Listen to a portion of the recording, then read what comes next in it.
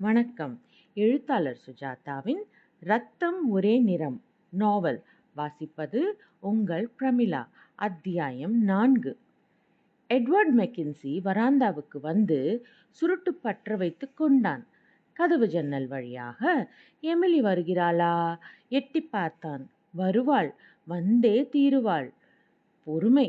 பெண்களை அணுகும்போது அசாத்திய பொறுமை வேண்டும். வரவில்லை என்றாலும் கோபப்படக்கூடாது. அடுத்த சந்தர்ப்பத்தை எதிர்பார்க்க வேண்டும். எமிலி ஒரு ஏராளமான மனைவியுடன் சிரித்து பேசிக் கொண்டிருந்தாள். அடிக்கடி கதவின் பக்கம் அவள் பார்வைப்பட்டு உடனே துணுக்குற்று விலகுவது தெரிந்தது. வரப்போகிறாள். மெக்கின்சி புன்னகைத்து கொண்டான். அவன் முறை தவறியதே இல்லை. பெண்கள் வேண்டுமென்றால் ராணியின் இராணுவம் சௌகரியங்கள் செய்து கொடுத்திருக்கிறது. உபாதைகளின் அபாயமின்றி சதங்கை ஒலிக்க கிழக்கத்திய சங்கீதத்தின் வினோத அலைச்சல்களுக்கு இடையில் ஜாஸ்மின் வாசனை தரும் ஓரிரவு பெண்களை மெக்கின்சி ஆரம்ப காலங்களில் அதிகம் பார்த்துவிட்டான். இப்போது அவனுக்கு தேவை துணைவி. சர்ச்சில் சந்தோஷ விவாகம், தேனிலவு, நார்மன் டியூட்டானிக் ஜாதியின் உண்ண விதைகளை அவளுள் விதைத்த வாரிசு. வா எமிலி. வாதொர.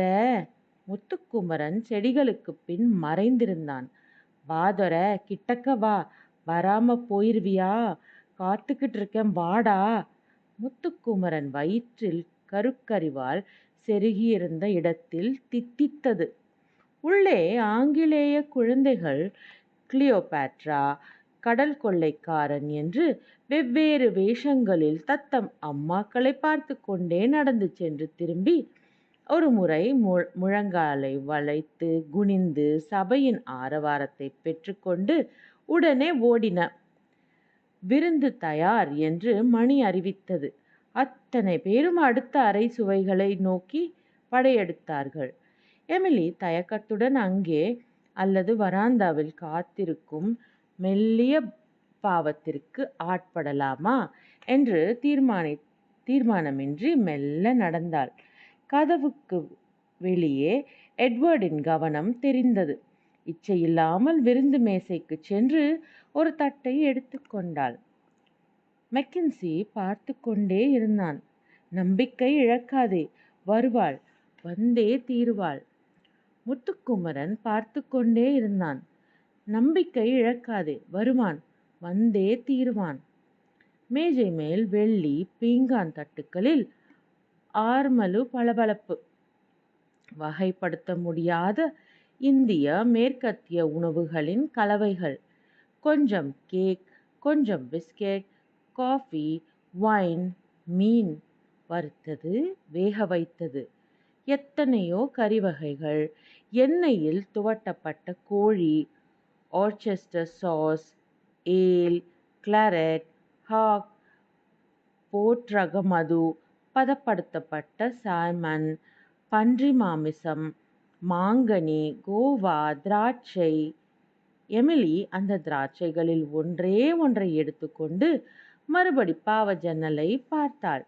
மெக்கின்சியின் சுருட்டு முனை நெருப்பு கூப்பிட்டது. சைனாவும் வெள்ளியும் போராடும் சப்தங்களுக்கு மத்தியில் மற்ற பேர் பார்க்காமல் மெதுவாக அந்த கதவு நோக்கி சென்றாள். மெக்கின்சி தன் சுருட்டை அணைத்து தூர எறிந்தான். எமிலி காலியான ஹாலில் பேண்ட் வாத்தியக்காரர்களை நோக்கி ஒரு முறை புன்னகைத்துவிட்டு கதவை திறந்து வராந்தாவுக்கு வந்தாள். வா எமிலி, உனக்காக நான் எத்தனை நேரம் வேண்டுமானாலும் காத்திருப்பேன். இங்கே வேண்டாம், தோட்டத்துக்கு போகலாம். மெக்கின்சி எமிலியை இடுப்பை சுற்றி அழைத்து படிகளில் இறங்கி முத்துக்குமரன் மறைந்திருந்த செடிகளை நோக்கி வந்தான். குமரன் மூச்சு பிடித்து கொண்டான். இங்கே உட்கார ஒரு சௌகரியமான இடம் இருக்கிறது. விருந்து முடிவதற்குள் திரும்பி போய்விட வேண்டும். அதற்கென்ன, நிறைய நேரம் இருக்கிறது. எல்லோரும் தின்பதில் அரக்கர்கள். எமிலி, ஓ என் சர்க்கரை பொம்மையே. எட்வர்ட் மெக்கின்சி அவள் உடையின் மார்பு திறப்பில் கை செலுத்தினான். மெல்ல தடவி கொடுத்தான். அடிப்பட அடிப்பட்ட புறா போல் மார்பு துடிப்பதை உணர்ந்தான். எடி, வேண்டாம். சரி, வேண்டாம். அவள் கவுனின் அலங்கார கயிறுகளை அவிழ்க்க முற்பட்டான். எடி, வேண்டாம் ப்ளீஸ், உன்னை கெஞ்சி கேட்கிறேன். என் அக்கா கண்டுபிடித்து விடுவாள். எமிலி, நான் உன் அக்காவிடம் வந்து நேராக உன்னை மனம் செய்து கொள்ளப் போகும் விருப்பத்தை அறிவிக்கப் போகிறேன். மெக்கின்சி இப்போது அவளை ஏறக்குறைய வீழ்த்து விட்டான். கிருஷ்ணபட்சத்து நிலா சோம்பேறித்தனமாய் புறப்பட்டு வெள்ளி விநியோகத்தை துவங்கியிருந்தது. மெக்கின்சி அவள் கவனை உயர்த்திவிட்டதில் அவள் தொடைகள் சலவைக்கல் போல் தெரிந்தன. கார்செட்டின் எலாஸ்டிக் சிக்கல்களை விடுவிக்க துவங்கினான். எடி, அது மட்டும் வேண்டாம். தொட்டுக்கொள்ளலாம், முத்தமிடலாம். தயவு செய்து அது மட்டும் வேண்டாம். எமிலி, நான் உனக்கு ஒரு துன்பமும் தரப்போவதில்லை. இப்போது எமிலி அவன் மடியிலோ அல்லது தரையிலா என்று சொல்ல முடியாதவாறு எக்கச்சக்கமான நிலையில் இருந்தாள். அவன் கைகளின் தைரியத்தை எதிர்க்க வேண்டும் போல் இருந்தது. இருந்தும் அவள் இரத்தத்தில் இப்போது சுரந்திருந்த ஆர்வம் அதை எதிர்த்தது. தன் அழகான உடை களைவதையும் தன் உள்ளங்கங்கள் நிலா வெளிச்சத்தில் தெரிவதையும் பார்க்க வெட்கப்பட்டு எட்வர்ட் மெக்கின்சி என்னும் ஆண் புயலை சற்றே அடக்க விரும்பி அவனை கட்டி அணைத்து கொண்டாள். அவன் முதுகின் மறைவில் அவன் செய்கிற விரும்பத்தக்க அக்கிரமங்களை பார்க்காததால் ஒரு அந்தஸ்து ஏற்பட்டது போல் கண்களை மூடிக்கொண்டாள். கண்ணுக்குள் வெல்வெட் நதி பிரயாணங்கள் மத்தியில் ஓர் ஆரஞ்சு வண்ண நெருப்பு படகு, சுடாத படகு. அதன் தீவிரம் அதிகமாக ஒரு மகா மௌன மத்தாப்பு. அவளுக்குள் வெடிக்கும் வேளை வருவதற்குள் ஏதோ ஒரு எச்சரிக்கையில் கண்ணை திறந்தாள். உடனே வீறிட்டாள். என்ன எமிலி? அங்கே அங்கே என்ன அங்கே? முகம், கரிய முகம். எடி, யாரோ ஒருத்தன் ஒளிந்து கொண்டிருக்கிறான். நான் சத்தியமாக பார்த்தேன். மெக்கின்சி அவள் காட்டின இருட்டை பார்த்தான். சலனமற்று இருந்தது. காற்றில் இலைகள் மிக லேசாக ஆடின. மெக்கின்சி தன் உடைவாளை தேடினான். விருந்துக்குள் நுழையும் போது கழற்றி வைத்து விட்டது நினைவுக்கு வந்தது. மெக்கின்சி மெல்ல அந்த இருட்டை அணுகினான். முத்துக்குமரன் ஒரு கணம் தன்னை தயார்படுத்தி கொள்ள அசைய அந்த சலனம் மெக்கின்சிக்கு கேட்டுவிட்டது. கரிய முகத்தை பார்த்தேன். கனல் போல கண்கள். திருடன் போலும். எடி, எச்சரிக்கையாக இரு. மெக்கின்சி, பயப்படாதே எமிலி. எந்த தாசிக்கு பிறந்த ஆசியனும் என் அருகில் வர முடியாது. முத்துக்குமரன் சரேல் என்று வெளிப்பட்டு தாக்கினான். ஒரு கணம் கருக்கரிவாள் மின்னல் காட்டிவிட்டு மெக்கின்சியின் தோளில் இறங்கியது. எமிலி வீறிட்டாள். காட்ஸ், காட்ஸ் என்று காவலாளர்களை விழித்தாள். மெக்கின்சி முதல் வெட்டை சமாளித்து கொண்டு உடனே எழுந்து நின்றான். எமிலி அவன் தோல் இரத்தத்தை பார்த்து அலறினாள். மெக்கின்சிக்கு தோலை பார்த்து கொள்ள நேரமில்லை. முத்துக்குமரன் மறுபடி தாக்கினான். இம்முறை மெக்கின்சி அவன் கரத்தை ஏறக்குறைய பிடித்து விட்டான். தொர என்று அவன் உலை மூச்சு விட்டு கொண்டு, உன்னை தீத்துட்டு தாண்டா போவேன் என்று ஓங்கினான். மெக்கின்சி முழங்காலால் அவன் இடுப்புக்கு கீழ் குறிவைத்து உதைத்தான். முத்து ஒதுங்கி கொண்டு சிரித்தான். மறுபடி அறிவால் மின்னியது. அந்த கை, அதை பிடிக்க வேண்டும். நிலா வெளிச்சத்தில் அந்த கருப்பன் சரியாக தெரியவில்லை. மெக்கின்சி சற்று பின்வாங்க முத்து பாய்ந்தோடி வந்தான். அஜாக்கிரதையால் முதல் அடி வாங்கி கொண்டான். கன்னத்தில் வெடித்த மெக்கின்சியின் முஷ்டி உடனே புளித்தது. முத்துவின் ஆத்திரம் அந்த வலியை சாப்பிட்டது. அடா டேய், எங்க அப்பன் எப்படி செத்தானோ? மறுபடி வீச்சு. கையில் பட்டு, ஓ காட், எமிலி ஓடு. அவர்களை கூப்பிடு. துப்பாக்கி எடுத்து வர சொல்லு, சீக்கிரம். எமிலி ஓடினாள். முத்து வாகான நிலையில் இருந்தான். ஏறக்குறைய மெக்கின்சியை வீழ்த்து விட்டான். 2 கைகளாலும் அரிவாளை பத்திரப்படுத்தி கொண்டு ஓங்கி தன் அத்தனை பலுவாலும் தாக்கினான். மெக்கென்சி புரண்டு உருண்டு அந்த இரக்கத்தை முதுகின் ஓரத்தில் வாங்கி கொண்டான். இப்போது முத்துக்குமரன் படுத்திருந்த மெக்கென்சியின் மேல் பாய்ந்து அவன் 2 கைகளையும் சிறைப்படுத்தி முழங்காலால் கழுத்தில் அழுத்த, மெக்கென்சி ஒரு அசுர முயற்சியாக அவனை உதறி தள்ள, முத்து மெக்கென்சி, முத்துவை மெக்கென்சி, மெக்கென்சியை முத்து, முத்துவால் மெக்கென்சி, முத்துன்சி என்று குழப்பமாக உருண்டார்கள். அடிடா பிடிடா! காலடி ஓசை கேட்டது. வானத்தில் சுடப்பட்ட துப்பாக்கி வெடித்தது. முத்து உடனே எழுந்து ஒரே பாய்ச்சலாக இருட்டில் சரசரவென்று வேலியை தாண்டி மைதானத்தில் திரும்பி பார்க்காமல் ஓடினான். தீப்பந்தங்கள் நடனமாட அவர்கள் கீழே விழுந்திருந்த மெக்கென்சியை கவனிக்க, மடையர்களா, அவனை பிடியுங்கள் என்று அடித்தொண்டையில் கத்தினான். காவலர்கள் வேலி நோக்கி விரைந்து தூரத்தில் முத்துக்குமரன் ஓடுவதை பார்த்தார்கள். நிலா வெளிச்சத்தின் உதவியால் குறிவைத்து சுட்டார்கள். டுமீல்! முத்துக்குமரன் காலடியில் சீத்து கொண்டு தவறியது குண்டு. முத்து உடம்பு பூராவிலும் மூச்சு விட்டு கொண்டு ஓடினான். டுமீல் டுமீல்! 2வது குண்டு அவன் கால்களில் பட்டது தெரியாமல் வலியை கவனிக்க நேரமின்றி ஓடினான். நிலா வெளிச்சத்தில் இரத்தப்பாதை அமைத்து கொண்டு ஓடினான். குதிரைகள் கொண்டு வாருங்கள், நாய்களை அழைத்து வாருங்கள், அவனை பிடித்தே ஆக வேண்டும்.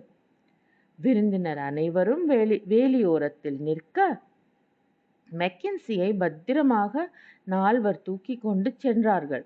அவன் தோல் காயம் இரத்தம் சுரந்து கொண்டிருந்தது. நெற்றியில் இரத்தம் கசிந்து ஒரு கண் பார்வையை மறைத்தது. அவன் வாயில் பிராந்தி ஊற்றி கொண்டிருந்தார்கள். Kill that bastard, get that bastard, kill him என்று மெக்கென்சி ஸ்மரித்து கொண்டிருந்தான். அங்கே மைதானத்தில் முத்துக்குமரனை தேடி தீப்பந்தங்கள் புறப்பட்டன. குதிரை கணைப்புகளும் நாய்களின் உற்சாகமான குரைப்புகளும் கேட்டன. இரத்த தடயத்தை முகர்ந்து கொண்டே வாலையாட்டி கொண்டு சென்ற நாய்களின் பின் ஆங்கிலோ இந்திய சோல்ஜர்கள் கனமான காலணிகள் ஒலிக்க சரக் சரக் என்று வேகமாக நடந்து சென்றார்கள். முத்துக்குமரனுக்கு தூரத்து நாய்களின் குரல் கேட்டது. மயக்கம் வரும் போல் இருந்தது. உதிரத்தில் குளித்திருந்தான். மரத்தடியில் உட்கார்ந்து தன் காலை தொட்டு பார்த்து கொள்ள கூட சமயமின்றி மறுபடி வலி பிரவாகமாக ஓடினான். இன்னும் கொஞ்ச தூரம்தான். இதோ வந்துவிடும் வித்தைக்காரர்கள் கூடாரம். நதியை கடந்துவிட்டால் கூடாரம் வந்துவிடும். அங்கே பூஞ்சோலை இருப்பாள்.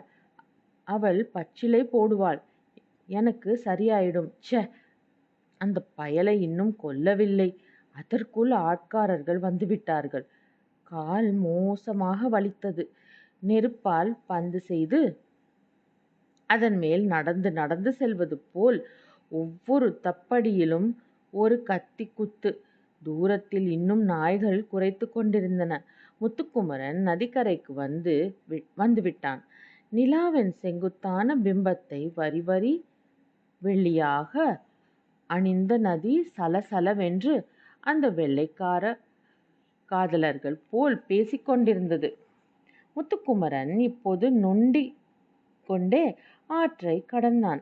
அவர்கள் இன்னும் அருகே வந்து விட்டார்கள். ஓடத்தான் வேண்டும். ஆனால் வேதனையின் எல்லையில் இருந்த அவன் உடல் எதிர்த்தது. சலக் சலக் என்று தடுமாறி கடந்தான். அக்கரையில் தொடர்ச்சியாக மரங்களின் இருட்டு நிழல் பத்திரத்தில் கொஞ்ச நேரம் உட்கார்ந்து கொண்டு விட்டான்.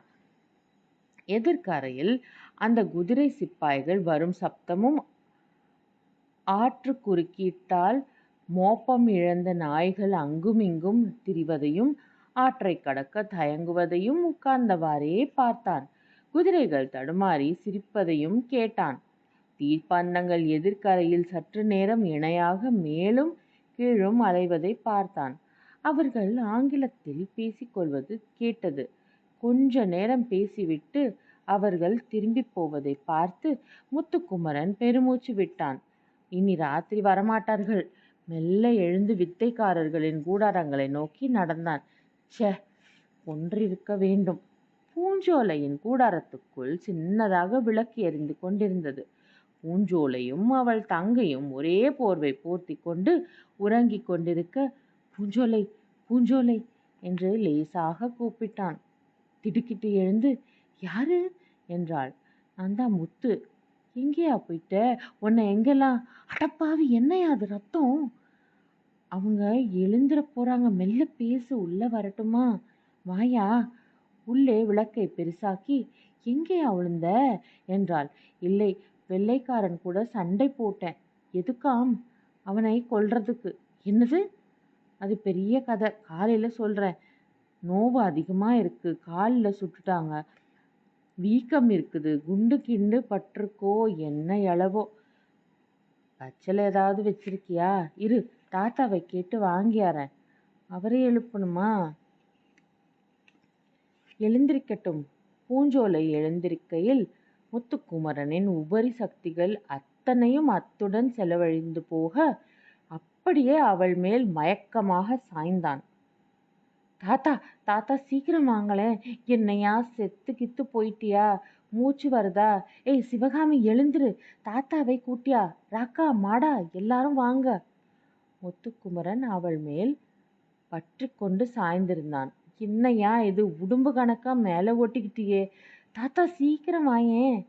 எல்லோரும் எழுந்து அவள் கூடாரத்துக்குள் கூடி முத்துக்குமரனை கவனித்து முகத்தில் தண்ணீர் தெளித்து ஆசுவாசப்படுத்தி காயங்களுக்கு பச்சிலை வைத்து கட்ட துவங்கிய போது தூரத்தில் நாய்கள் குரைப்பதும் குதிரை குளம்பொலிகளும் கேட்டன.